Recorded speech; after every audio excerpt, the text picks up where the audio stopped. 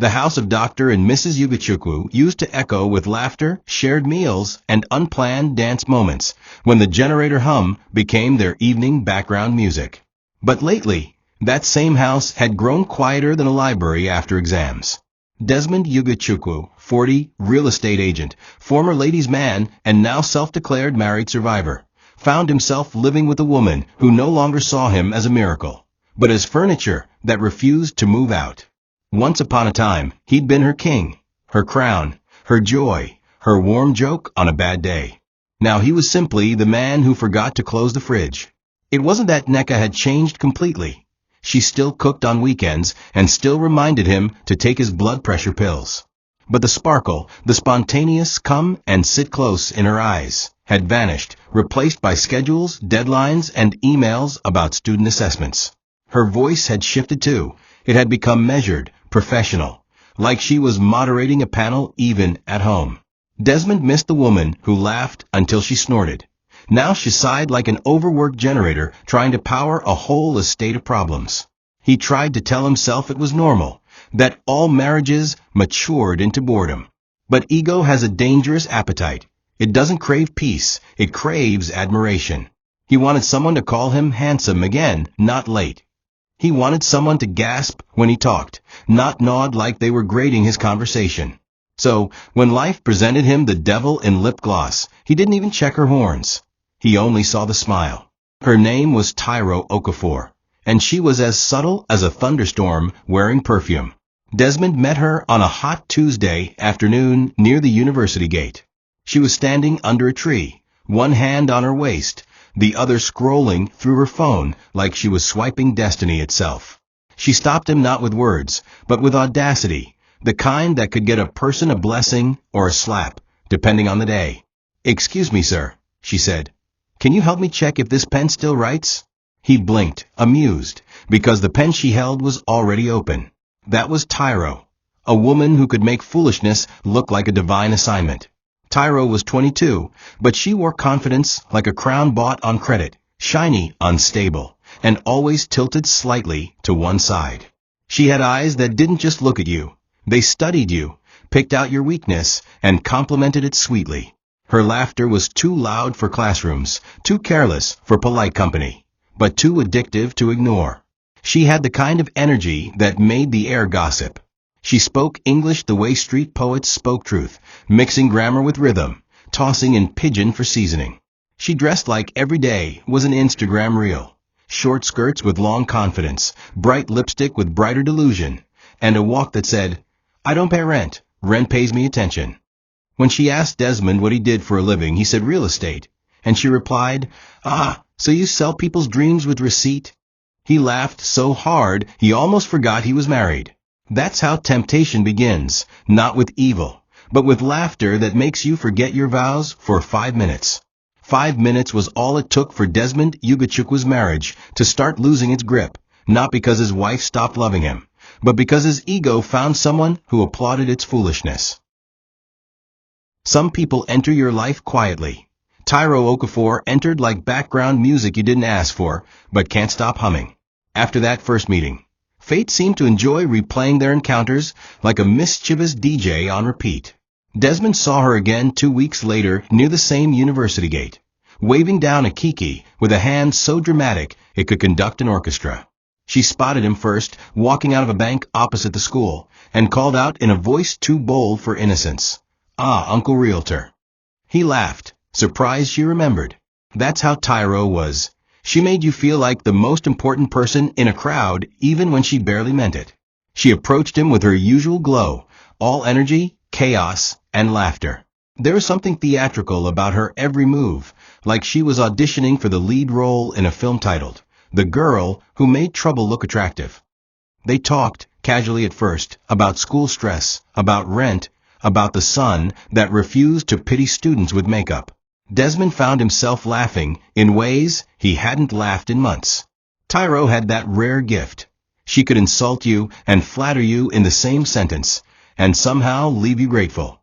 "You look like someone who drives slow just so people can notice your car," she teased. He chuckled, pretending to scold her, but inside a part of him, the part that missed feeling young and admired, started stretching awake like an old lion smelling meat. Tiro wasn't traditionally beautiful. She was more dangerously noticeable. Her beauty wasn't calm, it was noisy, full of motion, perfume, and eye contact. The kind of beauty that made peace nervous. When Desmond finally dropped her off at the junction that day, Tiro leaned through the window, waved dramatically, and said, "Uncle D, don't forget to smile sometimes. You look too serious for someone with a fine wristwatch." He smiled all the way home, staring at the road like a man who'd found a reason to be reckless again. That night, he sat beside his wife in bed while she typed an academic proposal. "You didn't even ask how my day went," he muttered. Nneka smiled absently without looking up. "I assume you handled it like a professional." That answer stung more than an insult. For the first time in years, Desmond realized that sometimes the beginning of betrayal doesn't sound like thunder. It sounds like silence that forgets to ask how you're doing. It began innocently, or at least, that's what Desmond told himself. A few lunches here and there, some laughter during work breaks, and one or two coincidental encounters that felt too convenient to be fate. Soon, his phone began to light up with her messages. "Good morning, fine uncle." Or "Don't forget to eat, $1,000,000 smile." He'd grin at his screen like a teenager and reply with emojis his wife had never seen him use. Lunch with Tiro became his escape from adulthood, a place where he didn't have to discuss bills, responsibilities, or cholesterol levels. Tiro had that effect. She made foolishness feel like therapy. She called him Uncle D, a name that sounded sweet, scandalous, and dangerous all at once. It stroked his ego like a cat that knew exactly where to purr. At first, he lied out of caution. Later, he lied out of convenience. "Where are you?" Nneka would ask. "Client meeting," he'd reply, as Tiro dipped fries in his mouth across a restaurant table. "Who's calling?" she'd ask when his phone vibrated. "Office line," he'd say, deleting messages faster than temptation could breathe. And yet, he convinced himself it wasn't cheating. Not yet. "We're just having fun," he'd whisper to his conscience, and his conscience, exhausted, stopped arguing. The irony was cruel. While he ran from his wife's seriousness, he was falling into Tiro's performance. Her jokes were wild, her stories half-true, her laughter sometimes louder than his wallet. But she made him feel alive. She asked about his dreams, his frustrations, his youth, all the things Nneka had stopped asking, not because she didn't care, but because she already knew the answers. One evening, as he watched Tiro sip malt through a straw, her lipstick marking the rim, he thought, "This girl is chaos with dimples." And chaos, to a bored man, often looks like healing. He didn't realize that the same laughter that healed him was quietly undressing his peace. Dr. Nneka Ugochukwu was the kind of woman who didn't need to shout to be heard. Her silence had posture. She walked like time owed her explanations, and she spoke like grammar itself bowed for correction. But lately, her calmness had begun to look suspiciously like distance. She noticed the new shirts Desmond bought without mentioning them. She noticed the soft humming as he showered, the hidden smiles at his phone, the good mood that didn't include her. She didn't confront him. Confrontation was for amateurs. Instead, she waited, observing him with the precision of a researcher studying the decline of loyalty in middle-aged men. When he left home whistling one afternoon, she simply wrote in her notebook, "Men hum only when hiding secrets or planning mischief."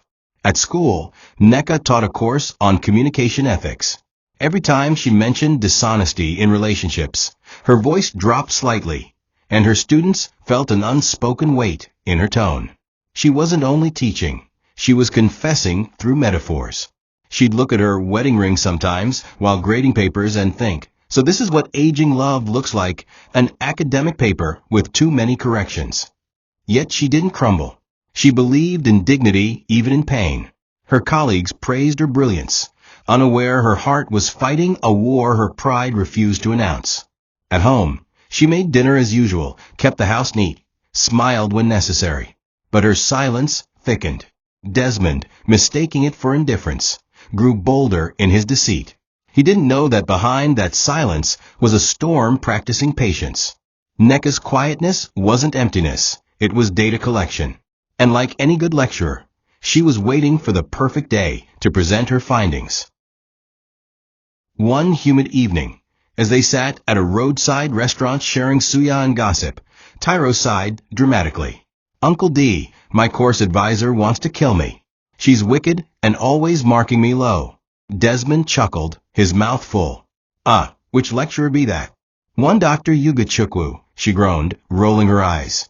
Drive and Ugochukwu. I swear she hates me. Desmond paused mid-chew, smirking. Same surname as my wife, he said proudly. Hope it's not her O. Tiro laughed, so hard she almost spilled her drink. A beg, no be your wife. My own Dr. Ugochukwu is young, fine, always forming serious, with glasses. I even pity her husband. She'll stress and die. Desmond laughed too, slapping the table, relieved. The world is full of coincidences, he thought. What were the odds? But that's how fate behaves. It wears coincidences like camouflage. That same night, as Nneka arranged project files on her dining table, she came across a name she underlined twice, Tiro Okafor. The student had submitted late, her handwriting too neat to be original, her topic slightly suspicious, emotional ethics in modern relationships. Nneka smiled faintly and wrote in red ink, good topic.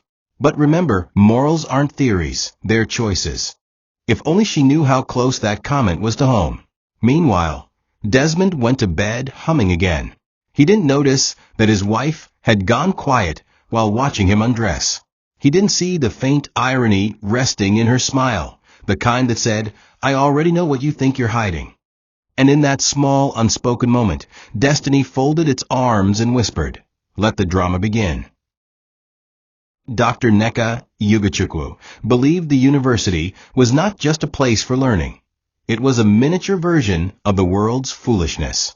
Every semester, she met students who plagiarized, students who pretended, and students who flirted with intelligence but never truly met it. But on that particular Wednesday evening, one project caught her attention, Tiro Okafor. The topic was laughably ambitious, ethical boundaries in modern relationships. Nneka smiled thinly as she read. She muttered to herself, young people want to study morality like it's a Netflix series. She began marking, her red pen gliding with authority. The work was neat, too neat, suspiciously mature in structure. Some phrases sounded copied from journal articles, others written by someone old enough to be her husband. She chuckled at the irony. Men out there writing for their girlfriends, she whispered. When did romance turn into ghostwriting? By the time she finished marking, she wasn't just grading a student. She was dissecting a mystery. Something about the tone of the writing felt masculine, confident, slightly pompous, with a flair for over-explaining. The student had written, integrity is not merely a virtue. It's a discipline that separates the weak from the strong. Nneka sighed. This one thinks she's writing her way into heaven. She gave it a B-, adding her usual cryptic remark in the margin. Good theory, poor self-awareness. She didn't know those words would later haunt both her and the man who had unknowingly helped craft them. Sometimes irony doesn't walk, it tiptoes until it's ready to slap everyone involved. At home, Desmond walked past that same project lying in her handbag later that night. He kissed her cheek distractedly, his mind already planning his next business lunch. If he had looked closely, he might have seen his own handwriting peeking from the pages, those little sentences he dictated to Tiro over jollof rice. But life has a wicked sense of humor. It hides the truth in plain sight and lets pride sleep soundly beside it. There are affairs that happen quietly, hidden beneath guilt and restraint. And then there are affairs like Desmond and Tiro's, loud in spirit even when the walls stay silent. What began as laughter became ritual. Lunch breaks stretched into late afternoons. Phone calls lingered into midnight whispers. Tiro became the echo Desmond didn't know he was craving. She would text him lines like, you smell like trouble that pays rent. He'd grin like a fool, grinning so hard he once bit his tongue mid-text. It wasn't just her beauty, it was her audacity. She treated his age like a joke, his authority like a challenge, and his wallet like an open bank account with a side of entertainment. To her, he was her shortcut, a man who offered the luxury of adulthood without the responsibility of it. To him, she was his midlife vitamin, a walking antidote to boredom, sprinkled with danger and lip gloss. They went to restaurants far from campus, where no one knew them, and where Desmond laughed freely again, not realizing he was laughing at his own downfall. Tiro began introducing him to her friends as my sponsor, though with a kind of tone that left people guessing what exactly he was sponsoring. Her friends, with their sharp eyes and louder wigs, would giggle. "Uncle D, you're too fine to be married, are you sure?" And Desmond, instead of denying, would smile proudly like a man auditioning for stupidity. Meanwhile, Nneka watched his patterns the way weather experts watch clouds before a storm. She noticed how his car now smelled faintly of female perfume, how his shirts returned from dry cleaning with unfamiliar glitter near the collar, how his phone was always face down. But she didn't ask questions. She just observed and waited. In marriage, silence is not always surrender. Sometimes it's preparation. The university has two kinds of gossip, the one that amuses, and the one that stinks like smoke before fire. By mid-semester, whispers about Tiro's mysterious uncle had begun to swirl like harmattan dust. Her course mates joked about her new phone, her weekend trips, her confidence in class. "Nah man, dey ginger this one," someone muttered, and laughter followed. Tiro brushed it off with pride. "My uncle is a big man. Real estate. Respect yourself." But behind her laughter, insecurity was growing roots. She didn't know she was dancing inside a story that was already being written in red ink. Nneka's instincts, too, had started humming like a spiritual alarm clock. During one of her classes, she caught Tiro staring blankly into space instead of taking notes. The girl's perfume, sharp and familiar, triggered a strange memory. She'd smelled it once on her husband's shirt pocket. For a second, she froze mid-sentence. Then she composed herself and continued teaching as if nothing happened. "Integrity," she said, voice calm but weighted, "is doing the right thing even when your audience is small." The class fell silent, though no one understood why the statement felt personal. That evening, as Desmond got ready for another meeting, Nneka walked past him and whispered, "Be careful not to lose yourself in traffic." He turned, confused. "Which traffic?" She smiled faintly. "The kind that takes men to strange destinations." He laughed awkwardly and left. Her words, though poetic, carried the weight of prophecy. Every affair eventually reaches that point where laughter gives way to tears. For Desmond and Tiro, it came in the form of a failed project and a red mark. Tiro stormed into their usual restaurant with fury, lighting up her eyes. "Uncle D, that woman failed me again," she hissed, dropping the paper on the table. "See, Dr. Ugochukwu, wicked woman." Desmond squinted at the page, reading the signature line, Drive and Ugochukwu Mass Comm Department, and chuckled, relieved. "Huh, same surname as my wife. Funny world." Tiro snapped, "A beg, your wife's not in my department. This one has no mercy." She mimicked Nneka's tone. Good theory, poor self-awareness, and rolled her eyes dramatically. Desmond laughed until he coughed. Unaware that the universe had just shown him the mirror he refused to look into. He comforted her with promises. "Don't worry, I'll talk to someone for you. I know people." It wasn't love speaking. It was arrogance in a suit. Tiro leaned in, resting her head on his shoulder. "That's why I like you, Uncle D. You fix things." He smiled proudly, misinterpreting her manipulation for affection. Outside, the sky darkened like a warning. Fate has a wicked sense of humor. It lets you dig your own grave with confidence. That night, as he arrived home, Nneka asked casually, "How was your meeting?" He replied, "Productive." She nodded, then looked up briefly from her laptop and said, "I'm sure it was." Her tone was quiet, but it felt like judgment wrapped in politeness. He didn't know she had seen that same project file earlier that day. Destiny was already stitching both their lives together, one red mark at a time. Men like Desmond often mistake arrogance for usefulness. The next morning, while Tiro ranted on the phone about her advisor's wickedness, Desmond decided to play the hero. "Don't cry, I'll talk to someone," he said, puffing up with confidence. He called his old friend Chuka, who worked in the university's admin office. "Guy, a beg, help me check something." My niece day for masscom. Her supervisor day worry am. Chuka laughed. Send her name. I'll set up a meeting for you with the lecturer herself. Desmond grinned, thinking this was his moment to shine. By the next day, the appointment was set. Dr. Ugochukwu, room 204, 3 p.m., read the text. Desmond blinked at the name briefly, smirked, and shrugged. Coincidence. He didn't connect the dots because guilt makes people selectively blind. He didn't even tell Tiro. He wanted to surprise her, to prove that he was her savior. In his mind, he was fixing a small problem. In reality, he was walking into the lecture hall of his own disgrace. At home, that morning, Nneka ironed her blouse quietly, preparing for what she thought would be a normal day. She packed her files, one of which had Tiro Okafor boldly printed on it. Fate doesn't need permission to perform. It just waits until pride opens the door. The afternoon air was heavy, the kind of humid weight that sticks to regret before regret even begins.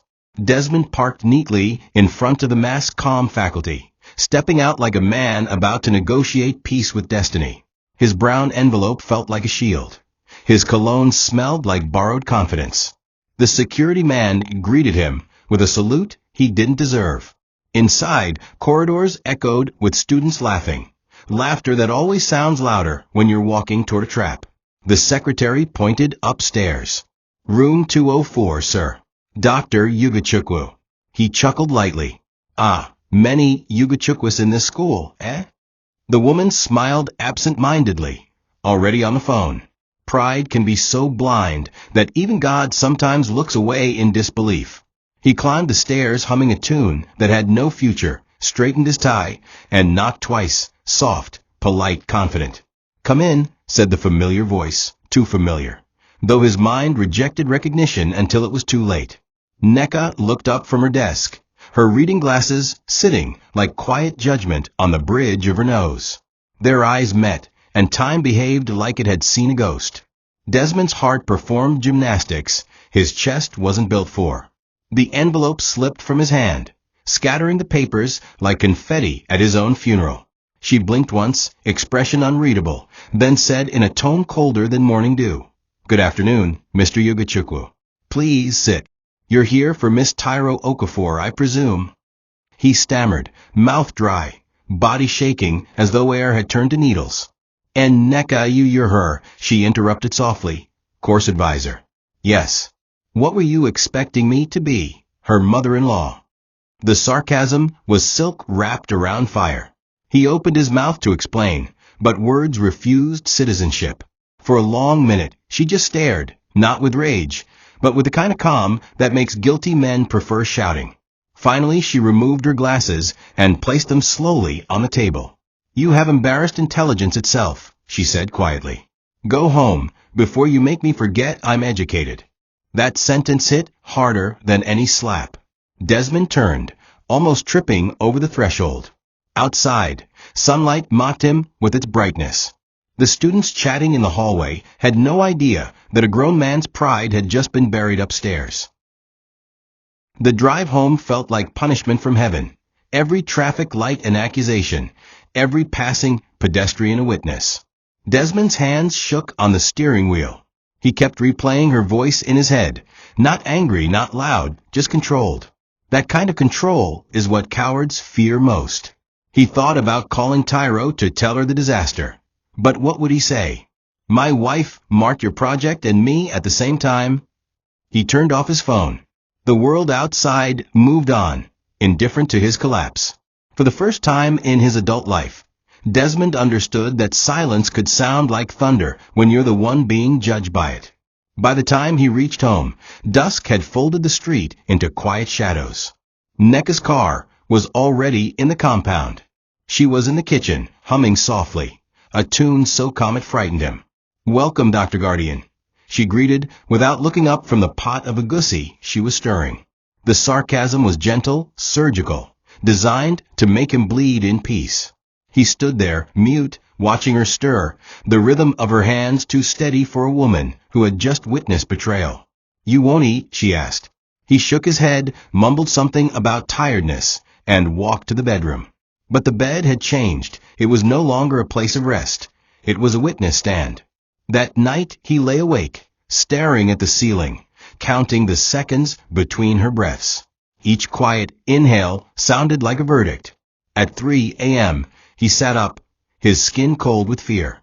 She slept peacefully beside him, or pretended to. The stillness unnerved him more than any shouting match could. He imagined her poisoning his food, calling his mother, exposing him at church. None of those things were in her nature, but guilt is creative. It paints devils on clean walls. By sunrise, Desmond's courage had packed its own bag. He showered quickly, eyes darting like a thief's, and began stuffing clothes into a small duffel. "You're traveling?" Nneka asked from the doorway, tone casual, almost amused. He froze mid-zip. Just staying with Chuka for a few days. Need to clear my head." She nodded once, poured herself a glass of water, and said, "Take your time. The house has learned how to breathe without noise." That line pierced him clean through. She didn't shout, didn't accuse. She simply turned and walked away. He left like a fugitive who knew the police would never chase him, because his shame was sentence enough. At Chuka's flat, he found no comfort. His friends stared at him, half sympathy, half mockery. "Guy, you mean say your wife catch you red-handed inside her own office? You be legend." Desmond groaned. "It's not funny." "You're right," Chuka said, laughing anyway. "It's tragic comedy." They drank beer that tasted like regret. Desmond confessed the whole story, omitting nothing except the part where he started to miss the silence of home. Sleep refused him. Guilt kept turning the bed into gravel. 2 nights later, he dreamed of Nneka standing in front of a class, using him as an example of case study on emotional foolishness. He woke sweating, heart pounding. The calmness of her face haunted him more than any slap could. He called her number once, twice, no answer. Fear replaced arrogance. "She's too calm," he muttered to himself. Calm people plan dangerous things. He didn't understand that the only danger she planned was the one that lived inside his imagination. Days became a blur of guilt and fried eggs at Chuka's bachelor kitchen. Desmond could barely look at his reflection without seeing stupidity staring back. "You sure say she no go poison you when you go back," Chuka joked one morning. "Don't talk like that," Desmond snapped, then added softly, "But what if she does?" They laughed uneasily. The joke didn't land because it was half fear, half truth. Guilt had turned him paranoid. He imagined her rearranging the house, giving away his shoes, changing the locks. But when he drove by one evening, lights were on, curtains drawn, everything normal. That calmness made him panic more. "She's plotting," he whispered to Chuka. "Plotting or healing?" his friend asked. "Sometimes they look the same." He tried to distract himself by calling Tiro, but her number was unreachable. Rumor said she'd withdrawn from the university after a scandal. Shame travels faster than light on campus. Even gossip blogs hinted about a lecturer's husband and a reckless student. Desmond threw his phone against the wall. For the first time, he realized this wasn't just infidelity. It was public embarrassment wearing a microphone. He envied his wife's silence. She had managed to keep her dignity while he had lost his along with his reputation. That night he sat on Chuka's balcony staring into darkness, muttering prayers he hadn't said since youth. "God, if you help me survive this, I'll never flirt with temptation again." Heaven, already tired of hearing similar promises from other men, remained politely silent. In the distance, thunder rolled like laughter. When fear refuses to leave, shame begins to look for an interpreter. Desmond picked up his phone and called Dr. Amara Okari, one of Nneka's oldest friends, calm, brilliant, and terrifying in her honesty. "Amara, please," he pleaded, voice cracking. "Talk to Nneka for me. I can't face her." She sighed heavily. "Desmond, I told you years ago that your wife's silence isn't weakness, it's depth. You drowned yourself." He almost wept. "Tell her I'm sorry. I can't eat, can't sleep." "Good," she said sharply. Maybe hunger will teach what pride refused. But pity eventually softened her. "I'll see her this weekend. But prepare your heart. Forgiveness from Nneka is not cheap." When Amara visited that Sunday, she found Nneka on the veranda grading papers, sunlight spilling across her face. "You're glowing," Amara said. "Anger suits you." Nneka smiled faintly. "I'm not angry. I'm simply cured." They talked for hours about men, mistakes, and the strange dignity of pain. "He's sorry," Amara finally said. "He's broken." Nneka looked up, eyes calm. "Brokenness doesn't impress me. Discipline does." Yet, as Amara spoke on, something in her softened, not forgiveness, but fatigue. She had carried the weight long enough. "Tell him," she said at last, "that time may not fix what character spoiled, but time can make the wound stop bleeding." Amara delivered the message later that night. "She hasn't forgiven you," she said over the phone, "but she no longer wishes you harm." Desmond exhaled shakily. "That's a start," he whispered. For the first time in weeks, he slept, uneasy, but sleeping nonetheless, a man half condemned, half pardoned, waiting for destiny's next footnote. When Dr. Amara Okari returned to Nneka's home a second time, the air smelled of rain and decision. The veranda was swept clean, flower pots blooming, like a woman had pruned everything except her disappointment. Nneka sat cross-legged, sipping tea with calm that only the healed can afford. Amara watched her for a while before speaking. "You look fine." Nneka smiled faintly. "That's the problem. Fine women get betrayed quietly." They both laughed, but the laughter carried weight. Amara came not as a savior, but as a messenger, an ambassador of remorse from a man too ashamed to return by himself.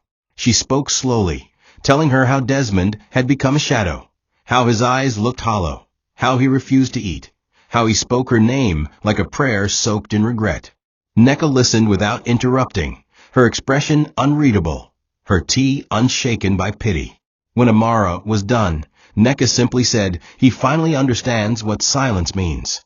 They spent the afternoon walking around the garden, and Amara asked, "Would you take him back if he came kneeling?" Nneka stopped, looked at the horizon, and replied softly, "I don't think forgiveness should be that dramatic. Sometimes peace is not in reunion. It's in realizing you can see the person again and not feel hate." Her voice trembled on that last word. She didn't want Desmond dead. She wanted him humbled enough to recognize the woman he had once taken for granted. Pain had refined her pride into something divine. The more she spoke, the more Amara realized that Nneka wasn't punishing Desmond. She was educating him through distance, a lecturer to the end. That evening, Amara delivered the message like scripture. Desmond sat on the edge of the bed, listening like a student on Judgment Day. "She said she doesn't hate you," Amara repeated. His eyes watered. "Then there's hope." Amara shook her head gently. "Hope is not a right, Desmond. It's a mercy. Earn it." When she left, he remained still, staring at the wall, hearing the echo of his wife's calm voice carried through a friend's mouth. For the first time, guilt didn't crush him. It educated him. Days passed like slow confession. Each sunrise mocked him for his cowardice. Then one Sunday morning, Desmond packed his small duffel, ironed his shirt, and stood in front of Chuka's mirror, rehearsing sincerity. "You know fit fake remorse," Chuka teased. "Just cry small, women day like tears." Desmond ignored him and drove home, heartbeat clapping louder than the car engine. When he parked in front of his gate, his legs trembled as if the ground itself could reject him. Nneka opened the door before he knocked. Maybe she had been expecting the ghost. "You came back early," she said simply. He dropped the bag, knelt and whispered, "I'm sorry." She looked down, her expression unreadable, and stepped aside. "Your room is where you left it." Those 7 words felt heavier than a sermon. Inside, everything looked the same, except him. The house smelled like her perfume, her orderliness, her peace. He sat on the couch like a visitor in his own life. She served herself lunch, asked nothing, demanded nothing. The silence between them was no longer war, it was consequence. Later that night, he knocked on her door softly. "Can we talk?" he asked. "No," she replied, "but you can listen." Then she spoke, slow and deliberate. "You don't get to rebuild trust by begging for it. You rebuild it by acting like a man who doesn't deserve it." When she was done, she turned off the light. The message was clear. He could stay, but forgiveness was not on the menu. Not yet. Desmond slept that night with tears he didn't hide. But pain that doesn't destroy a man often remakes him. The next morning he washed the car, cleaned the kitchen, and made breakfast he didn't eat. He wrote a note, short, neat, trembling. If patience were a woman, she'd be you. He left it on her desk before going out to work, hoping she'd read it and smile. She didn't smile, but she didn't throw it away either. She folded it quietly and placed it inside her journal beside Tiro's abandoned project file, the one that started the storm. Living under the same roof became an exercise in polite distance. Mornings were silent, afternoons civil, evenings predictable. He greeted, she nodded. She cooked, he washed dishes. Their lives ran parallel, close enough to touch, but separated by invisible glass. Sometimes he'd catch her humming, and it would sting, because he knew the last time she hummed like that was before he turned laughter into suspicion. Yet, for all her quiet, Nneka was not cruel. She left room for him to be useful. If the generator failed, she allowed him to fix it. When visitors came, she introduced him properly. No bitterness, no sarcasm, just composure. The world saw a calm couple. Only the walls knew repentance was still in progress. At night, Desmond would sit by the window, watching the streetlights. Every passing car reminded him of Tiro, not with longing, but with shame. He often wondered where she went, whether she forgave herself, whether she even remembered him. But that thought, too, became punishment. He stopped calling her long ago, stopped searching her name online. Some guilt is too sacred for repetition. Nneka, meanwhile, noticed his quiet transformations. The way he stopped arguing, stopped boasting, started serving. But she said nothing. She understood that when a man finally grows up after betrayal, commentary is unnecessary. One night, she entered the study and found another note on her desk. This one said, "Thank you for not weaponizing my failure." She read it twice, folded it again, and placed it beside the first. Then she did something she hadn't done in months. She prepared him breakfast the next morning. No words were exchanged, but when he walked into the kitchen and saw his meal waiting, he smiled the small, shaky smile of a man who had been allowed to breathe again. Months rolled like forgiveness, slowly, silently, but surely. Desmond's transformation became visible even to outsiders. He stopped exaggerating his success, stopped chasing validation. Instead, he began mentoring younger men in his estate, teaching them about integrity in marriage. Some laughed behind his back, but he didn't mind. "If I must be a warning," he'd say, "then let me at least be useful." He attended church regularly again, not for appearance, but for clarity. Sometimes, the pastor's sermon about repentance felt suspiciously directed at him, and he'd nod along with a humility that used to belong to other people. Nneka, too, changed, not backward into the soft wife she once was, but forward into a more centered version of herself. Her lectures grew even sharper. Students whispered that her new course, Ethics of Emotional Discipline, was too deep. But what they didn't know was that every lesson was a scar disguised as a theory. She no longer feared being alone, and that freedom made her even more magnetic. At conferences, her colleagues marveled at her calm brilliance. One asked during a faculty meeting, "What's your secret?" She smiled faintly. Pain, properly processed. Back home, the rhythm of their coexistence mellowed into something almost peaceful. Sometimes, when she caught him looking at her with that mix of awe and regret, she didn't look away. Once she even said, "You're improving." He laughed softly. Small progress. It wasn't forgiveness yet, but it was the preface of grace, the slow re-entry into mutual humanity. The university hall was filled with soft murmurs, projector lights, and the scent of ambition. It was the annual ethics conference, and Dr. Nneka Ugochukwu was the keynote speaker. Her paper, titled Integrity and the Hidden Cost of Desire, held the room like a sermon delivered in academic language. She spoke not just as a scholar, but as someone who had seen morality bleed and survive.